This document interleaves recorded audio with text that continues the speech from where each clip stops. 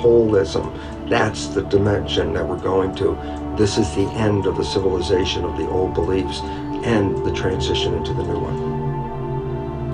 And the transition into the new one. Muscle cells doing their thing and the transition into the new one. And the transition into the new one. And the transition into the new one.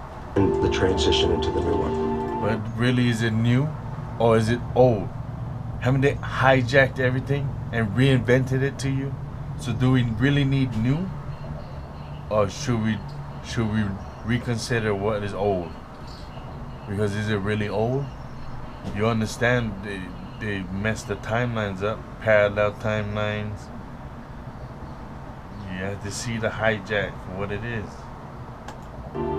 It's really interesting when we look at the world right now, it's in crisis, and that really promotes a lot of fear, which then creates a worse situation because then we get into protection, shut ourselves down. So I think we should look at what's really going on in a different understanding. Cells are like people, and you have 50 trillion cells in you, so you have 50 trillion citizens, people inside of you.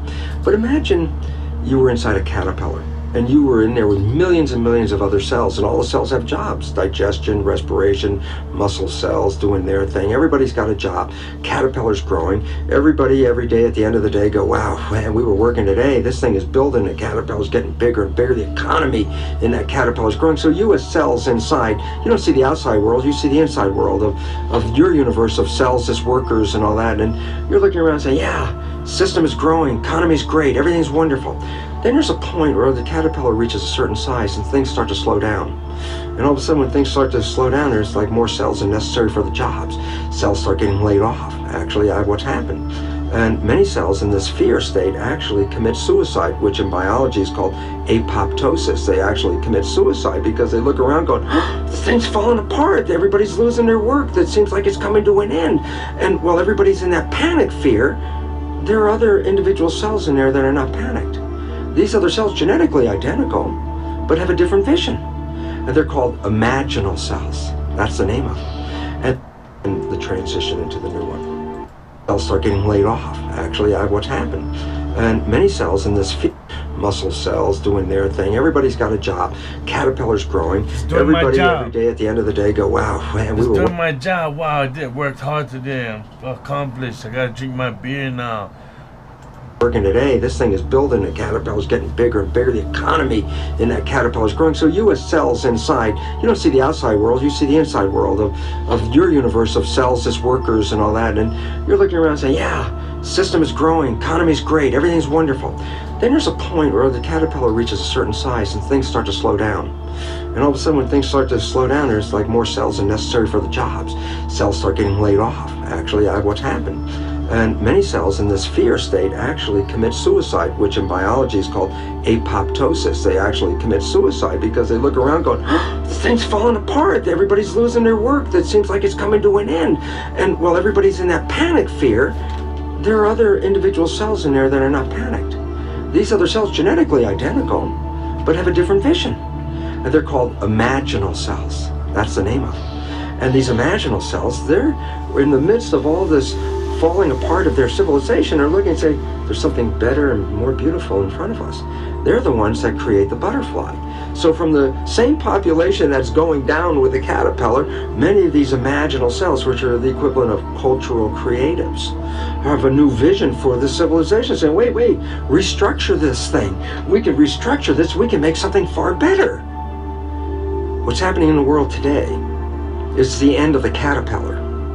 And the imaginal cells are making themselves known with new ideas, new visions, and new ways out, because there is a far better way out. It's not the end at all.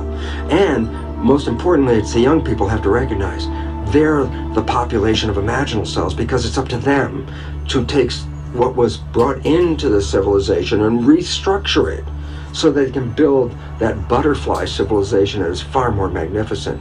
So rather than looking at fear, right now, look at this as the moment of opportunity, because there's something so much better on the horizon, but we can only get there by eliminating the structure as it is now, because the structure as it is now is providing for our extinction. Why is the myth perception of genes such a problem? And the answer is, if you buy that genes control you, then you buy yourself as a victim. And as soon as you buy yourself as a victim, you let go of your power in creating life. The new science of epigenetics totally reveals that this is not true. And in fact, takes the mind and uses that as the shaper of the physical world. You are the creator. And the third myth perception that is affecting us right now is a Darwinian belief that evolution is based on a struggle for survival, with the fittest being the winners. So that, what does all this lead to? It leads to a belief of materialization, that matter is all there is, that people fight over the matter, because whoever has the most matter wins, according to the Darwinian theory of having the most and being the winner and being the fittest. And it makes a whole world based on competition. And the new science completely undermines that whole thing, because the new science says evolution is based on cooperation. And if you don't cooperate, then the whole thing is lost. What we're seeing right now is, with all the competition of each other destroying each other, wars, competing for material existence, raping the planet and tearing it apart to get some pieces of it to hold in your hands and say you won the game. Every one of those moves is destructive, not just of the planet, but of human civilization, because human civilization will thrive with cooperation and will die with competition. And we're caught up in these three old beliefs, these three old myths, as being truth. And if you operate from these truths, then you end up with the extinction that lies before us.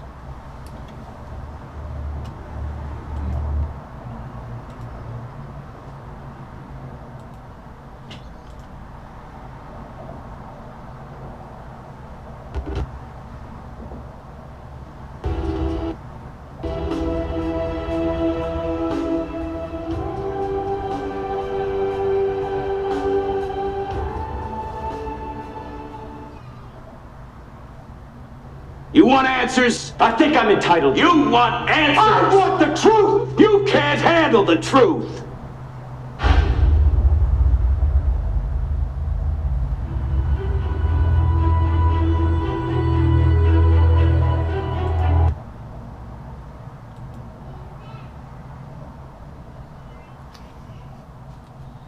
Alright, so this is a article that talks about John Wesley Powell and Charles Darwin.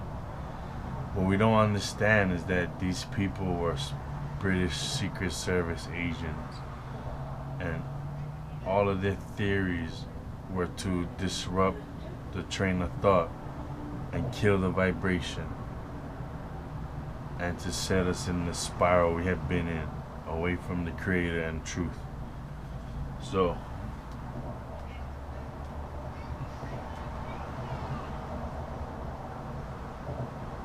go down here.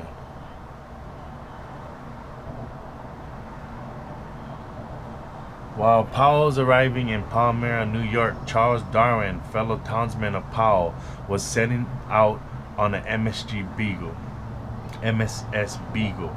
But the most severe shock to traditional Christian Orthodox was yet to come from Joseph Powell's former Shrewsbury townsman. So they grew up together in Shrewsbury, alright? Charles Darwin, while the Powells were arriving in Palmyra, Darwin was boarding the HMS Beagle as ship's naturalist, returning home from Latin America and South Pacific. After nearly 5 years, he settled in a village of Dawn, not far from London, and began cogitating over his experiences, particularly the strange finches and tortoises of the islands named Galapagos. 20 years of further reading and thinking led him to finally announce a revolutionary hypothesis. In July 1857, he put it in a letter to Harvard botanist Asa Gray. I assume that species arise, like our domestic varieties, with much extinction. He did not believe that the flora and fauna of the earth, humans included, were the direct artifacts of God. They had evolved under the pressure of competition for resources. Remember, see what he was saying? Competition for resources. Now we compete against each other instead of cooperating with each other. Cooperation was what we used to rock when we were on the vibration. Now they got us off the vibration, on a low vibration. Now we are competing against each other. The next year, he went public, presenting before the Linnean Society, along with the co-discovery Alfred Russel Wallace, a theory of evolution through natural selection. And the year after, so that's natural selection, which is another lie they push, so that we can exterminate and we can compete and get rid of other things, because it's just a natural order, natural selection, the survival of the fittest. And the year after the events, Darwin on the Origin of Species appeared in print, arguably the most important book of the century. Religious leaders on both sides of the Atlantic immediately denounced it as promoting atheism, but within a decade or two, most scientists accepted the theory as true. Darwin hated the book of Genesis with a passion, and the historical account of the fall of man. To the woman, he, Haya said, I will greatly multiply your sorrow and your conception. In pain you shall bring forth children. Your desire shall be for your husband, and he shall rule over you. Genesis 3:16. That verse was the first great bulwark against women ruling over men, and Darwin was determined to substitute the ascent of man for the fall of man. Darwin claimed to have found the missing link. Here we go, the missing link. When he visited Argentina and saw the Fuegan natives with their primitive ways. As always, Darwin the dunce was dead wrong about the origin of species and wrong about the Fuegan language.